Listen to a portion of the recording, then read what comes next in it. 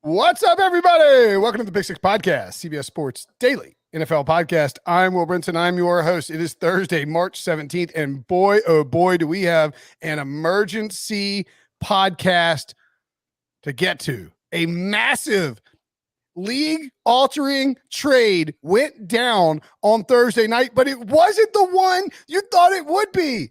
We're still waiting on Deshaun Watson, but it might happen during this podcast for all we know.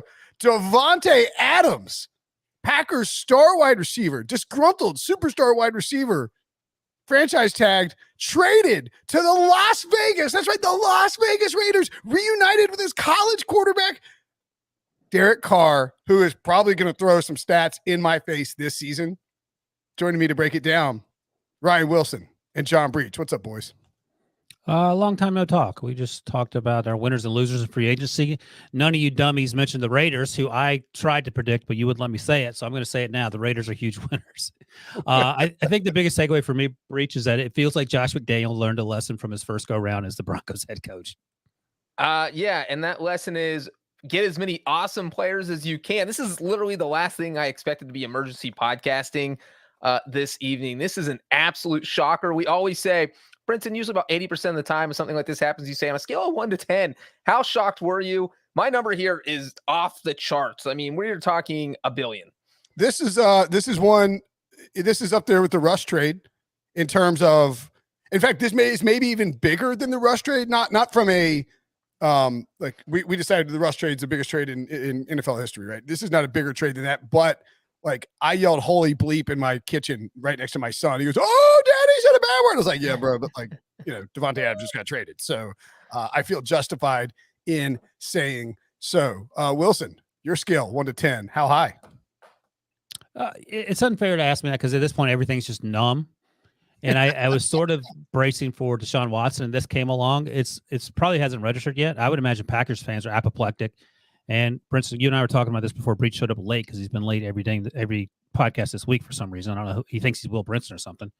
But we were talking about this. Aaron Rodgers actually knew about it. Breach, you probably didn't know about that because you were putting on your clothes because I know you sit around your house naked when you're not podcasting. But Aaron Rodgers apparently knew about this, so he knew this was coming. And Brinson's been tweeting like crazy over the last week or so about James Jones going on NFL Network and saying that Davante Adams wasn't going to play the franchise tag. Well, that clearly is true now because he has a new deal and he's not in Green Bay and the Packers don't have a wide receiver.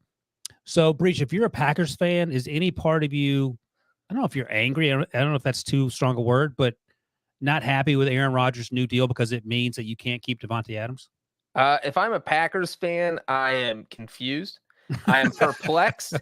I am baffled that we went through all this Aaron Rodgers drama. He signs his contract. You think you're in the clear. You got a free ride to another NFC title game.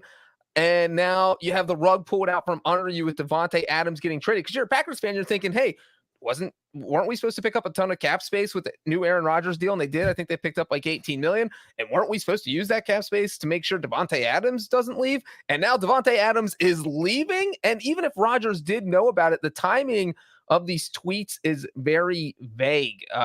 Ian Rappaport, one of them, says, while Aaron Rodgers was negotiating his contract, he knew Davante Adams would never play for the Packers again. Now, Aaron Rodgers told the Packers he was returning on March 8th. And so then we had 9 days of negotiation before he actually signed his contract. So at what point did he know? I can actually answer that. And yes, I can't. By the way, first of all, shout out to my boy Dave Klug, who told me that he suggested that Davante Adams would get traded. I said, hell no chance he was going to get traded. But I have it on, and I can't tell. I mean, I can't tell you how I know this, but I have it on good authority that Davante Adams and Aaron Rodgers were aware of this in late February. Well, and to add on to that, I will say it was that Davante Adams bought a house in Vegas. Yes. A couple weeks ago or a few weeks ago. And a lot of people said he wants to play for the Raiders, which yes, because he went to college with Derek Carr at Fresno State. But it didn't seem like that was within the realm of possibility. But also, and Vegas is one of those cities where, hey, people buy houses there and you're not necessarily going to be playing for the Raiders. And so now it looks like he's going to be the new John Gruden. He gets to live next door to Derek Carr. Yes. Probably bought John Gruden's house. So basically the way this unfolded, and Rob Demoski reported of ESPN reported a few minutes ago that the Packers were willing to pay Davante Adams exactly what the Raiders paid him. But Davante Adams, it had gotten too far down the road. And remember, James Jones had kept reporting like he's not going to play on the tag. He's not going to play on the tag. Trust me, I know him. He's going to be really mad about this.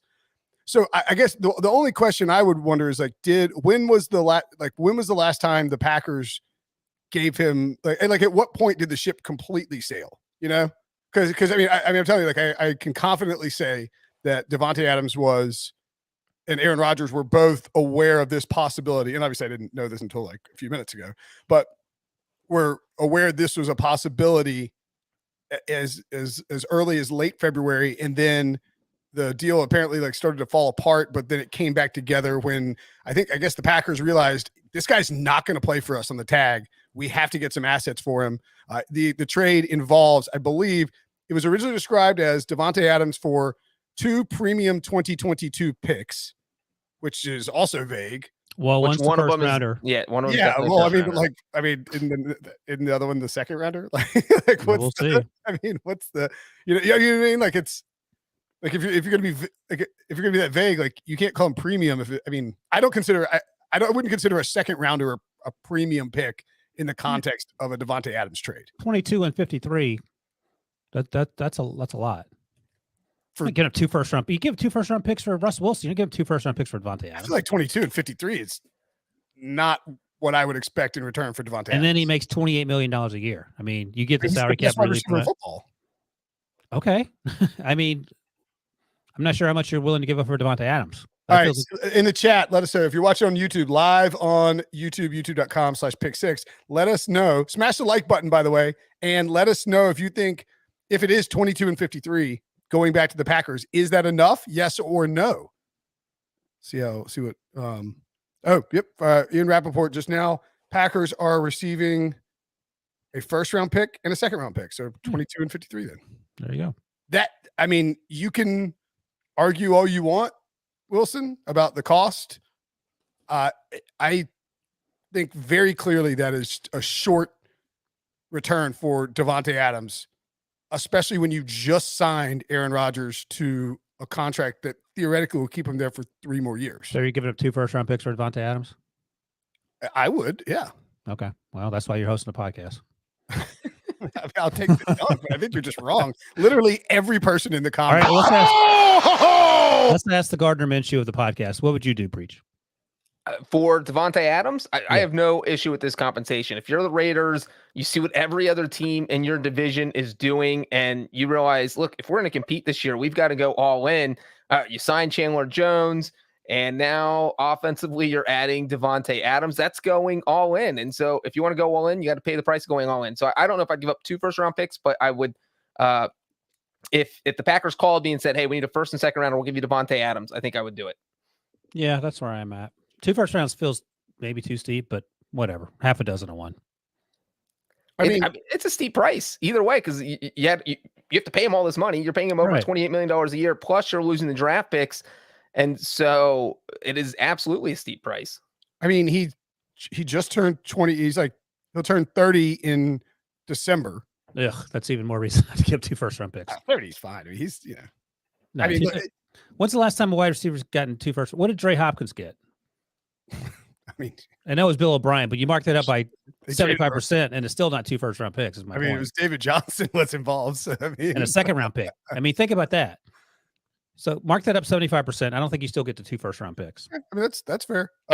Amari Cooper got traded for a first round pick, didn't he? When he got 1 first round pick, yeah. Mm-hmm.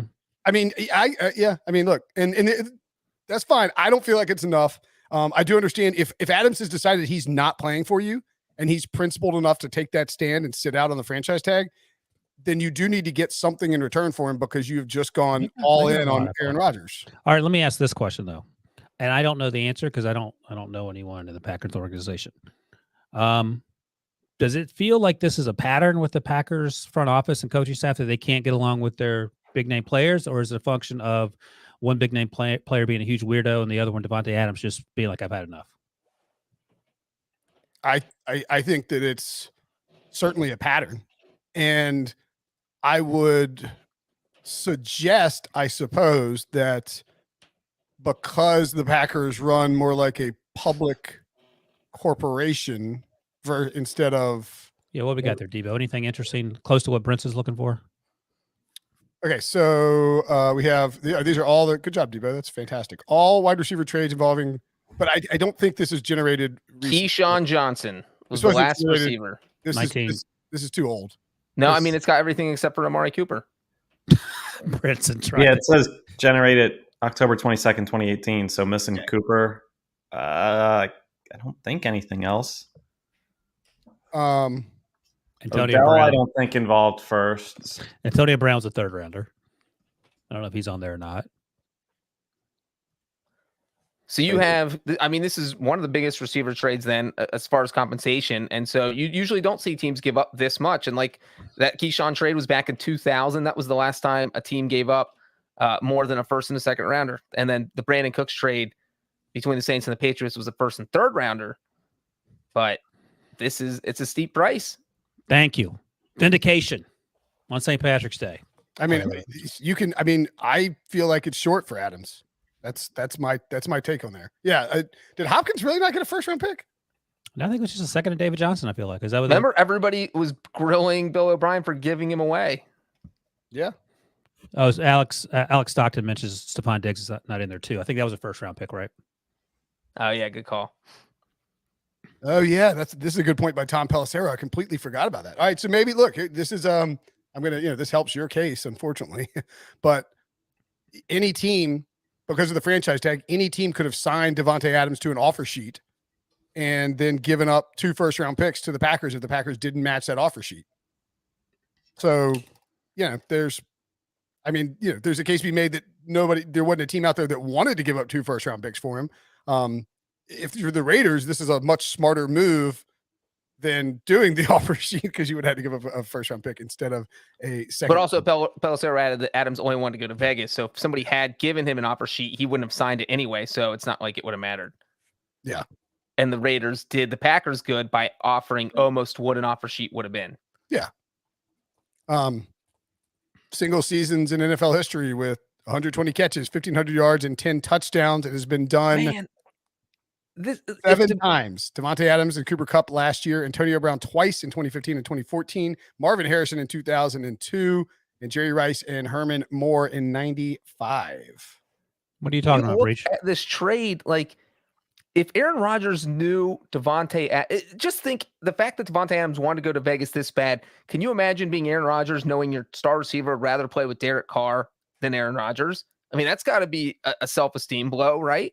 Why would he look, the word on the street is that Aaron Rodgers is very thin-skinned and takes things personally and holds grudges, and he's done that his entire career. Knowing all this, why did he come back? Exactly. Like if you're going to come back, all the pressure's going to be on you. You don't have anybody to throw to right now. There's not a great amount of talent out there, and certainly no one near Davante Adams' capabilities. So Rodgers is going to literally be carrying the team, and we're going to be back in 2016, 2017, where he's going to put up great numbers, but the Packers offense isn't going to be scoring points. And so it's just an interesting trade all around that the Packers were going to let the star receiver go, but I guess it doesn't sound like they had much of a choice. Do you think that Aaron Rodgers is broke? Like he has a gambling problem? He needs $50 million? How bad would that gambling problem have to be, by the way? Oh my God. And not if he just bet $50 million that Davante Adams will get traded. Oh, and also we should point out, we may have, you know what? I'll tell you what, we'll take a quick break. When we come back, we'll point out the fact that Davante Adams already got paid. Next. So you mentioned Rodgers and the $50 million. Davante Adams, as part of the trade, got a 5-year deal worth $141.25 million, $28.5 million per year. And I understand that, Rodgers has to, like you have to pay. You only have so much cap space. There's only so many people you can pay. But like your team is basically built around Aaron Rodgers and Davante Adams. So I mean, if it's me, I want to pay him.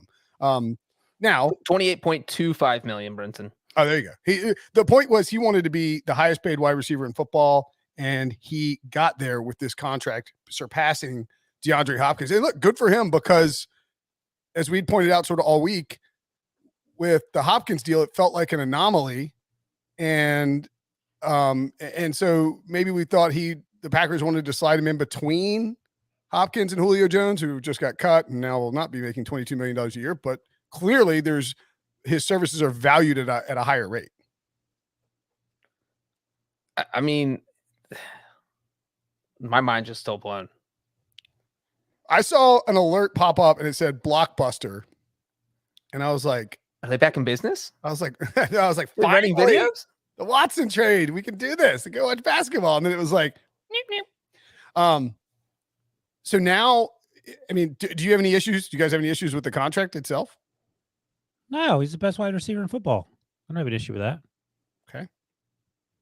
I do think it's interesting that, you look at the Josh McDaniels offense they ran in New England, and granted, it's different, a little different, but there was never a stud receiver because that's not what they do. They emphasize short throws and high completion percentage. And so, Davante Adams is going to put up huge numbers wherever he goes, but it will be interesting to see how that translates into a Josh McDaniels offense. I think it'll translate quite nicely, given that Josh McDaniels historically has not had a wide receiver on that roster. I don't even know if he was the OC. I don't think he was. I think it was Charlie Weiss back when Randy Moss and Wes Welker were there. So who's the last good wide receiver he's had in New England? Exactly. Exactly. By the way, Davante Adams and Derek Carr played 2 years together at Fresno State, 2012 and 2012 through 2013. Although I thought Derek Carr was drafted in 2012. Am I wrong? No, he's drafted 2014. Oh, okay. Yeah, that's right. I'm an idiot, obviously. Adams led FBS in receptions, receiving yards, and receiving touchdowns in that span. This is via NFL research. Carr led FBS in passing yards and passing touchdowns, and the Bulldogs won the inaugural Mountain West championship game. So I have the stats. I have Davante Adams stats from his final season, 2013. Mm-hmm. He had 131 catches. I'll give you that. You tell me how many yards and how many touchdowns he had. 131 catches. He had 11 or 12 games, whatever it was. I'm doing the math on my computer because I don't want to do it. Use your phone. On your phone calculator that doesn't work. I'll say he had 1,560 yards. Okay, Breech, you want to guess yards? Let's see. How many games they play? Like 12. Yeah, I'll say 1,700. Okay, touchdowns. 18. 15. Breech, you won the yardage. It's 17-19. That is bananas. Wait, 17-19 and 100. That's almost 150 yards a game. It gets worse. 13 yards per catch. It gets worse. He had 24 touchdowns. Woo! My God. In 2013. So now, I mean, granted, Fresno State ran it up tempo, crazy offense, and they played the Mountain West where there is no defense. That's fine. In the 10 seasons since, I don't think anyone's come close to that. I can't, off the top of my head, I can't think of a Division I wide receiver, wide open offense or not, Jerry Jeudy or not. Yeah, hey, he fell to the second round somehow. Well, that's just a case of overthinking things. Exactly.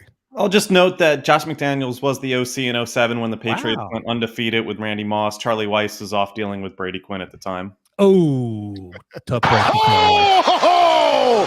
high, down hard. Basically, Debo's job's evolved into stat boy, where he just has to correct us every 5 minutes. And he likes to, and he gets to thrash Brady and Prisco, just satisfy Brady and Prisco. He's a handsomer Tony Reale. I'll give him that. Look, man, I mean, so Green Bay, weren't they 10-1 earlier? Or am I crazy?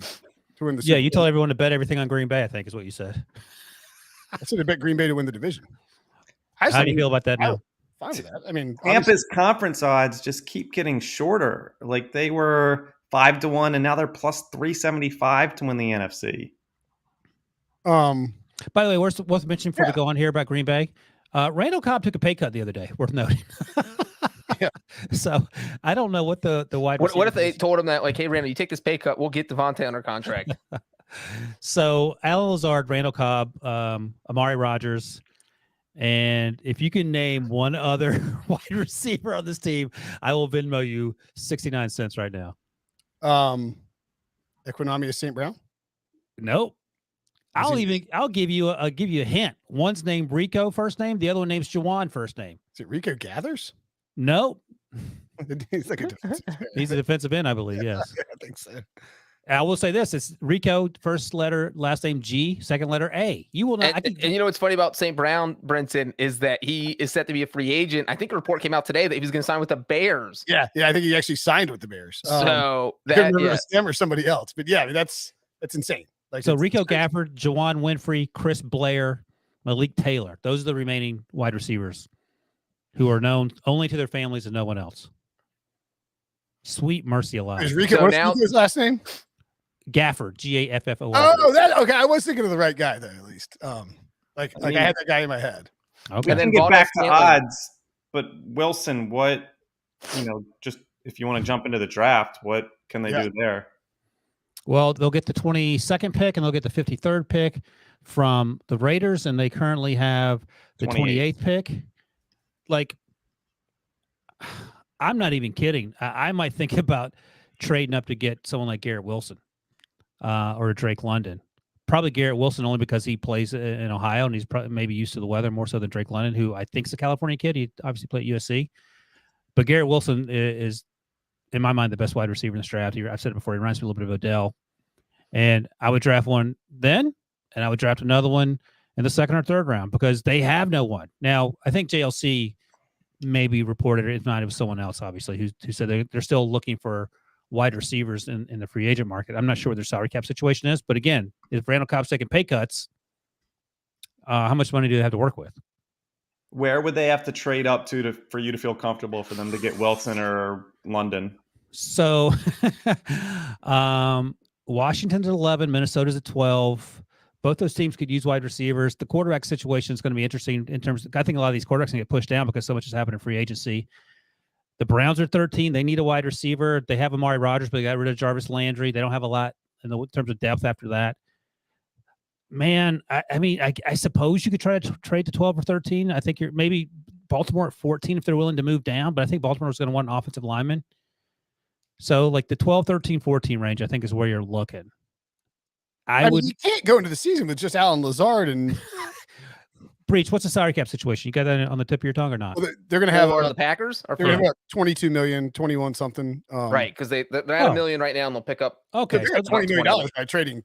And who are the top remaining free agent wide receivers? Well, you know what's funny is that you mentioned one of the guys that you were talking about is similar to Odell Beckham, but then you have to wait.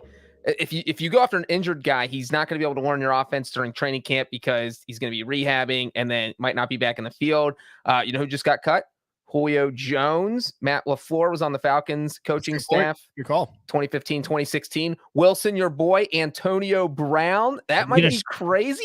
Bring in a bunch of crazy people. You crazy? Bring in Julio Jones. I mean, Aaron Rodgers with Antonio Brown is a little interesting. I mean, granted, you are playing with fire. You are asking for crazy if you do it, but it's not. And you know who else? Another one of Wilson's boys, Juju Smith-Schuster. Oh, Juju's actually a great call. I saw somebody mention that like they could go after him. But he's basically Amari Rodgers. He's better than Amari Rodgers, but he's a sort of a slot guy. He's basically Randall Cobb. So you're going to have 15 guys out there playing all in the slot. I get it. I understand. I mean, it's not a terrible selection. It'll probably be relatively cheap because he's still out there. What is Aaron Rodgers, just anecdotally, because obviously we don't know, what is his relationship with crazy teammates, though? Like Tom Brady could put up with AB for a while. Tom Brady loves AB in a weird way.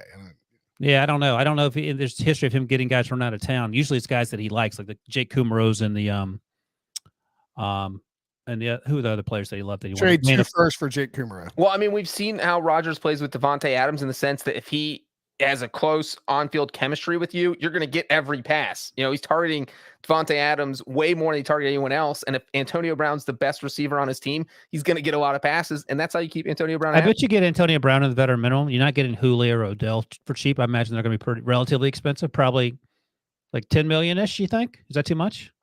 That feels about right for those two.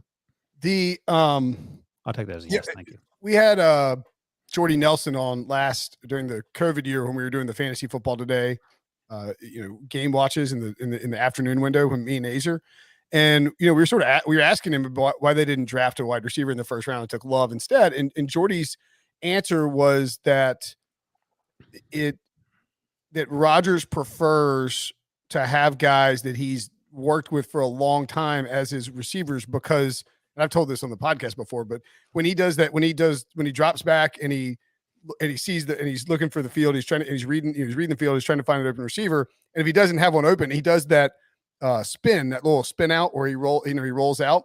Mm-hmm. And when he does that, he expects his teammates to have learned that at that point that he wants him to do a secondary break and to and as a result to like, get open again. And so it takes time working with him and playing with him to get used to that. And so now you're sort of on a short window. It's like, if you're going to do this trade, I mean, why not do it like, I don't know, like 2 or 3 weeks ago when you got, and then, get some cap space and a lot of wise with this team. That's the problem. And hit free agency running instead of doing it 48 hours into free agency. Oh, my God. Hey, by the way, can I answer a quick question in the chat? Draft related. LTP Sports asks, who's the later round wide receiver the Packers could pick that might turn out to be the next Davante? I don't know who that is in terms of Davante, but some guys to keep an eye on. Christian Watson out of North Dakota State. He played with Trey Lance a couple years ago. He's a big target. He's really good. He feels like a second or third round pick. Jalen Tolbert out of South Alabama is also a big guy.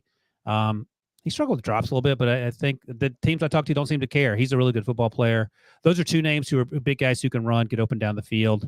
One plays in South Alabama, but Watson plays in cold weather, so maybe that'll be an easier transition for him, even though they play indoors in North Dakota. I saw another question there. Clarence G asked, why didn't the Packers go give up a 5th round pick to get Amari Cooper from the Cowboys? Reasonable question. It was, I don't think they could have done it because of salary cap issues. Like that $20 million all that money's gone. Yeah, because Cooper's costing $20 million. Yes, exactly. So, well, that's my question with Julio and AB and the other name, Odell. Like, they have $21 million now.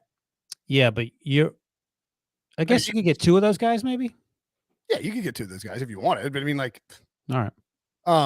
But like the 2 guys that stood out to me as just sort of obvious guys to go grab were Amari Cooper.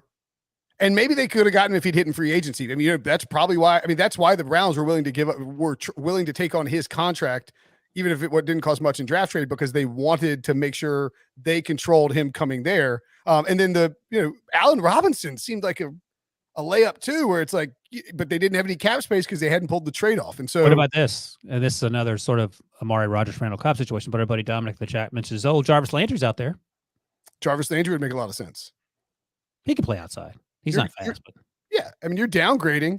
I think they'll probably try and. I think Landry makes a lot of sense. Resign Valdez-Scantling. It's just not a very good. Shout out to Victor Garcia. Will Garcia to justify Wilson and Breech's call 2 years ago. I forgot about that. Yeah, get Will Garcia in there. He got suspended. You know who actually could make some sense. Davante Adams. You trade for Michael Thomas from the Saints. Yeah, that's a good call. But again, is he has his new contract now or not? He has his new contract, I think. Yeah, he's got a contract, but it's not. I mean, according to Domofsky, they were willing to pay Davante Adams what it required to keep him around. He just didn't want to stay because he's tired of that. And I was going to point out earlier, like the shareholder thing, like it's sort of, it's all dumb, right? Like the people who think they're Packers owners. No offense if any podcast listeners out there consider themselves, an owner of the Packers, but like that's not, it's not how it works. You're not getting dividends. That sound you hear is Breech selling his stock in Green Bay right now. But I do think that this and the Rodgers situation are like if those things are happening on the Patriots, Bob Kraft is stepping in and being like, look, we have to fix this situation. Like he did that with Belichick and Brady before. Whereas is Ted Thompson still running the show? Who's running the show? Ted Thompson's dead, dude. Rest in peace, Ted Thompson. Who's at the top of the pyramid? Mark Murphy. Mark Murphy. Mark Murphy. Ted Thompson worked for Mark Murphy before, but then after Ted Thompson resigned a few years ago, he was fired basically, RIP and all. But Mark Murphy changed the way that the Packers work. He created 3 silos. And so Matt LaFleur reports directly to Mark Murphy. But isn't he considered pretty good at his job? Like, isn't he well respected? Mark Murphy? I have no insight into how the inner workings of the Packers front office is. Okay, so he's not considered whoever the best GM in the world is. Caleb Campson asks in the chat, I'm rude to owners. Am I jealous I don't own a team? Yes, I am in fact jealous that I don't own an NFL team. Because if I owned an NFL team, I'd be sitting by They would be the Jaguars. With whatever, dude. I'd be a billionaire. I'd be sitting on my yachts, chiefing dank cigars and laughing about this trade. I'd be trading for Davante Adams. But yeah, I mean, like I don't. I think it's kind of hit or miss on opinions of Mark Murphy, but he. Okay, I didn't have any. I think his beef was. I think Rodgers' beef was more with Mark Murphy than Hmm. Gutekunst, honestly. And All right. Murphy has been there since Rodgers was the starter. Murphy's first year as president was 2008. Yeah, Okay, so maybe they worn out their marriage, so to speak. yeah, I think so. All right, fair enough. We got to get on the Raiders too, but I do want to ask, like, so Rodgers knew this was coming when he signed his contract. Quickly, by the this way, guy was never retiring. Like, When what you- was the? when you own a team, someone points out in the chat, you have to cut your hair like Mark Davis. So that's just the only stipulation. That's true. I'll cut my hair like Mark Davis if I own a team. All right, go ahead. Sorry. What was Rodgers really ever gonna retire? I mean, he came back and signed a 3-year deal or a 2/3-year deal, whatever you want to call it.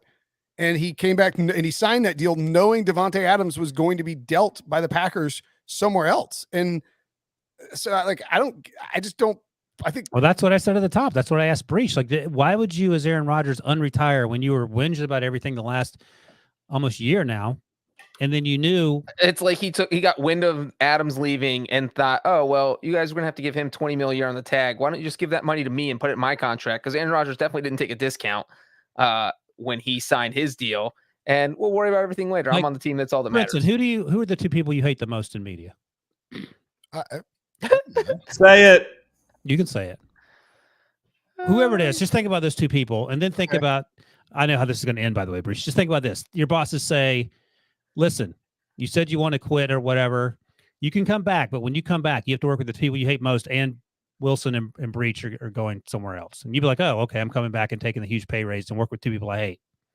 Yeah, but that's what Aaron Rodgers is basically. yeah, but like Aaron, I don't have the amount of money that Aaron Rodgers does, because if I did, no, it's prorated for podcasters. Don't get me wrong. You're not, Joe Rogan or this is Pat McAfee. This is high comedy. Diana Rossini, and I'm not laughing at Diana Rossini, but she just tweeted, "I'm told once the Adams trade becomes official, Green Bay is expected to sign Rasul Douglas per sources." Are you serious? That's awesome. That is fantastic. Can you imagine Aaron Rodgers reading that tweet? Oh, thank God. Throwing his phone across the room. The other one I saw, Raven, high level Mark Murphy trolling, by the way.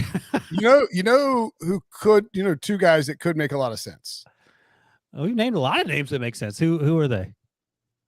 Maybe a wide receiver on your rebuilding Seattle Seahawks. Go trade for DK Metcalf.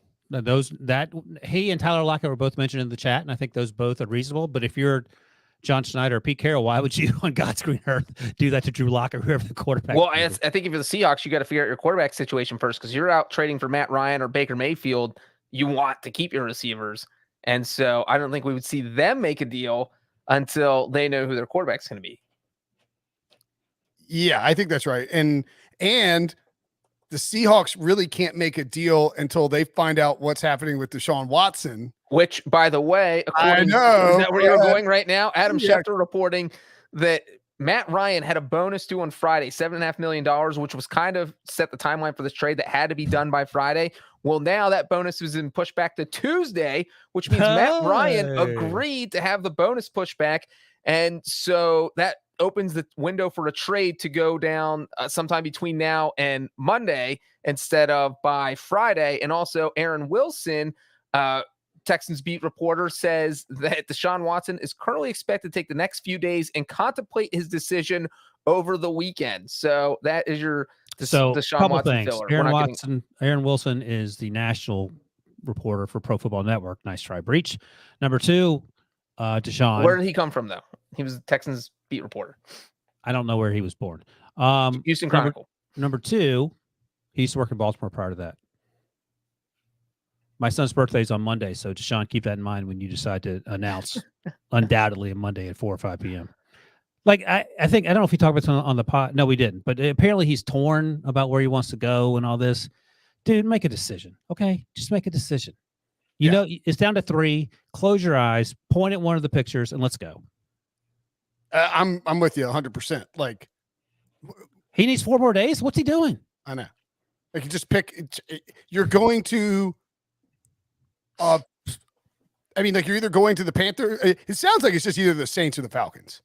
which And by the means way, what's there? I mean, is Matt Ryan just sitting around like deciding whether to pack boxes or not, waiting for this guy to make a decision? yeah, pretty much. I mean, I'd be like texting him like, dude. I Well, wonder. it feels like if you're Matt Ryan, you're not agreeing to have your bonus pushed back unless you know the Falcons are taking care of you. You know, like, oh, Well, we here's have a the trade lined thing. up with the Colts, Right, and you'll be that's the Colts QB if you agree to this, and Deshaun decides to come here. Yeah, Yeah, I think that's a good point. Like, I don't know how many kids Matt Ryan has, how old they are, whether they're in school and all that, whether his wife's going to stay in Atlanta if he moves. But it feels like, in some sense, like a Philip Rivers situation where, like, I'll just go there for a year. I don't think Philip's family, all 27 people came with him, right? I think he just went to Indianapolis by himself. No, they all moved. I think they all moved back. They all left California and moved to Alabama. Okay. And So maybe I'm sure they were up there. I'm sure. I don't doubt he bought like a he would live in a studio apartment. Yeah, we live in a studio apartment above Elmo's or anything like that. I'm sure he had a pretty good. And Matt Ryan's he's from Philadelphia, played at BC. So, Atlanta's, I mean, Indy's maybe slightly closer to Philly than Atlanta, half a dozen to one on a plane. I think he's been in Atlanta so long that that's just where his family is. Yeah, probably. And I don't know. I just think that I think your point, Breech, makes a ton of sense because Why else? Well, I really doubt that Matt Ryan, because I mean, Matt Ryan would have to agree to push it back, right? Right. And it's $7.5 million. You're not just going to say, oh, no, I don't want that bonus. I'm going to make everything easy on you guys, even though you're kind of screwing me over, unless you're not getting screwed over. Well, right. And like because he knows that his time in Atlanta is short lived. Like they're going to draft a quarterback at some point with a new coach and a new GM. I would guess Arthur Blank went to him and said, look, we want to make this as easy as possible. They're going to have to trade him, but surely he wouldn't be doing this if they were going to trade him to Cleveland or something, right? Unless he wants to go there, unless he likes Kevin Stefanski. Yeah, unless he likes Stefanski or in that offense. I mean, maybe that's possible, but yeah, the Indy thing makes a ton of sense. Out of the AFC, Colts desperate. Well, but like, I think if you're Matt Ryan, and I can't off the top of my head remember, I don't think there's any tangible connection with Frank Reich or Chris Ballard. I don't believe. I'll look it up, but both of those guys are really well regarded in the NFL community.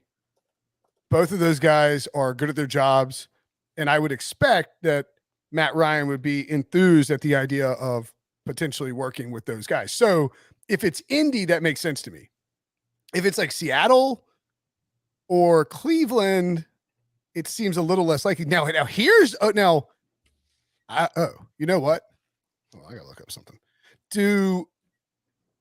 Would it be possible that the trade that's being engineered is to reunite Matt Ryan with Kyle Shanahan? That's a lot of mental gymnastics. I don't know how you get there, but I'm willing to listen. Matt Ryan. So, I mean, Matt Ryan won an MVP playing in Kyle Shanahan's system. We heard.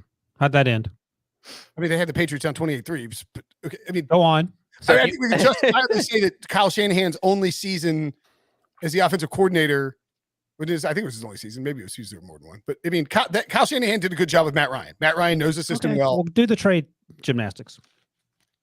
I mean, you give them a third-round pick to take Matt Ryan off their hands now that they get Deshaun Watson. What are you doing with Trey Lance?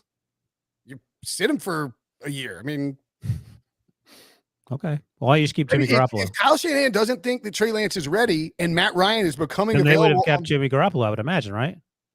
No, you send Jimmy Garoppolo to Cleveland, or to do a three-way trade and send Jimmy Garoppolo to Indianapolis.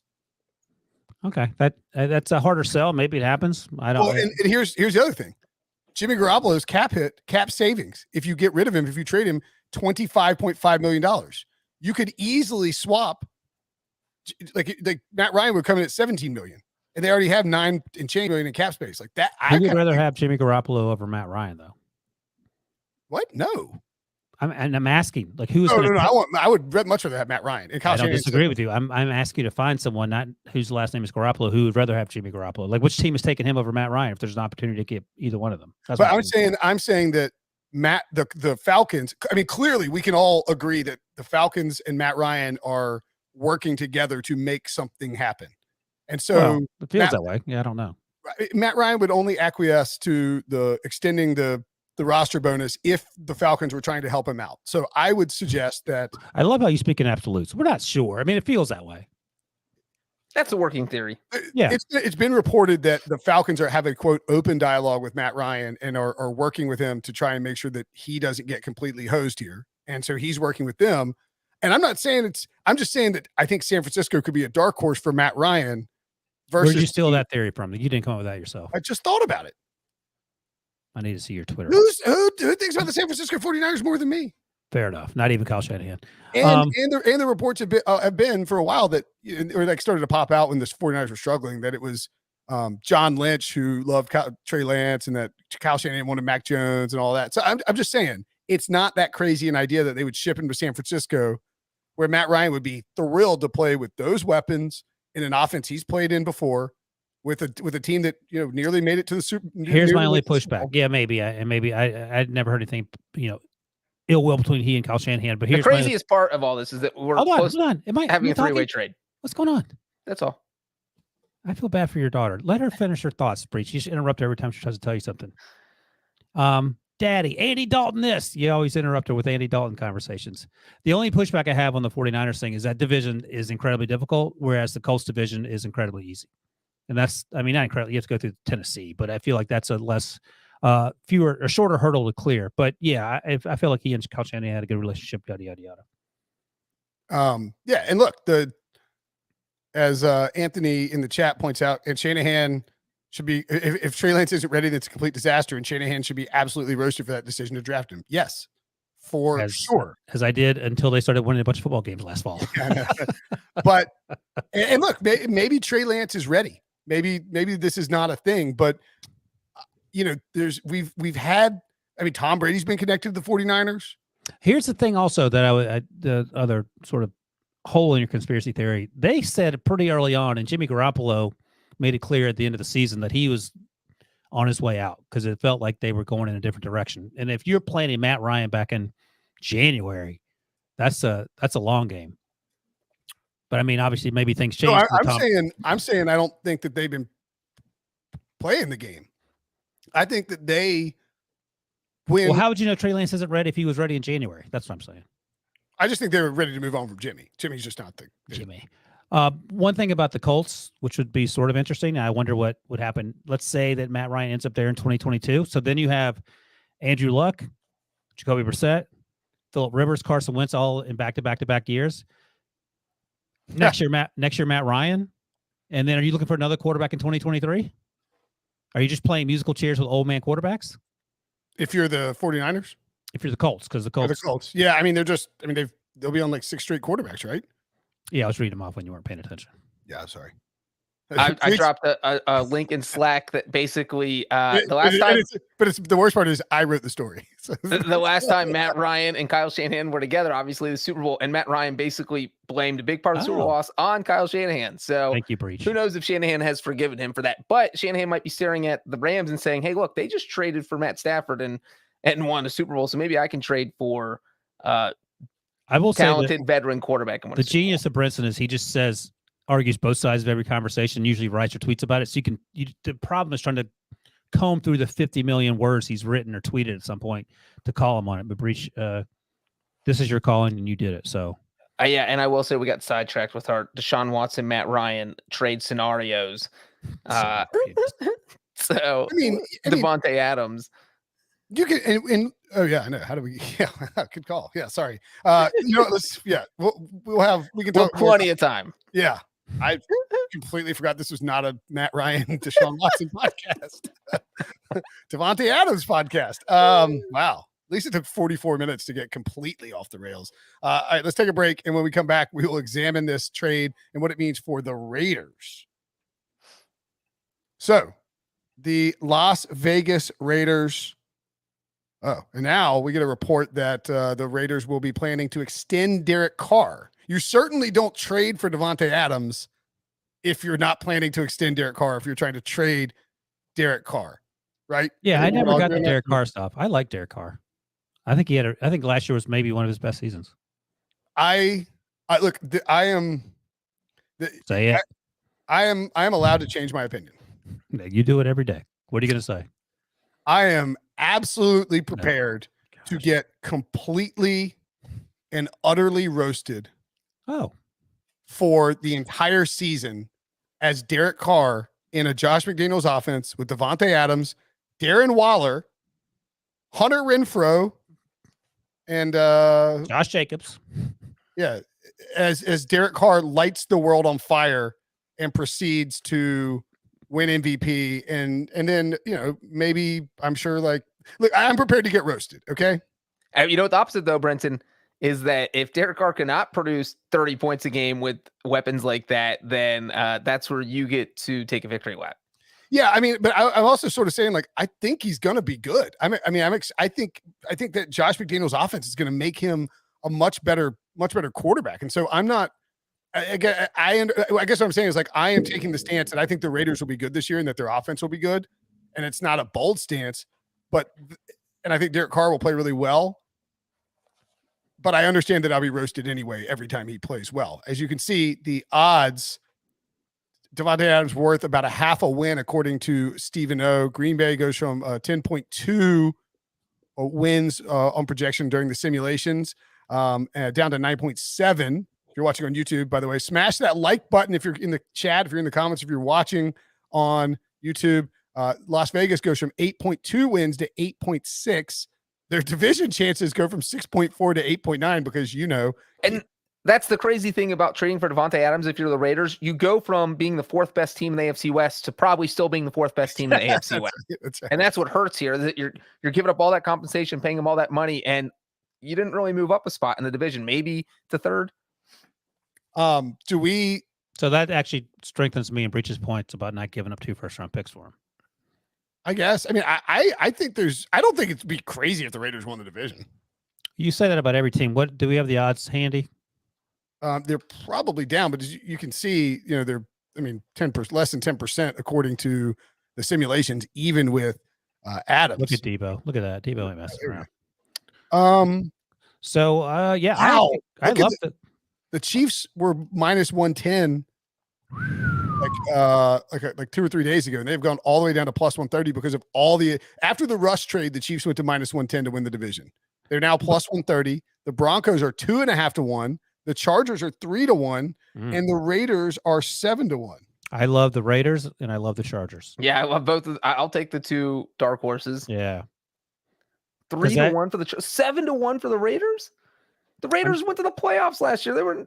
And their defense is going to be better this year, or at least on paper, they're better than they are right now. They don't have the distractions of John Gruden and Henry Ruggs. I mean, I don't know, man.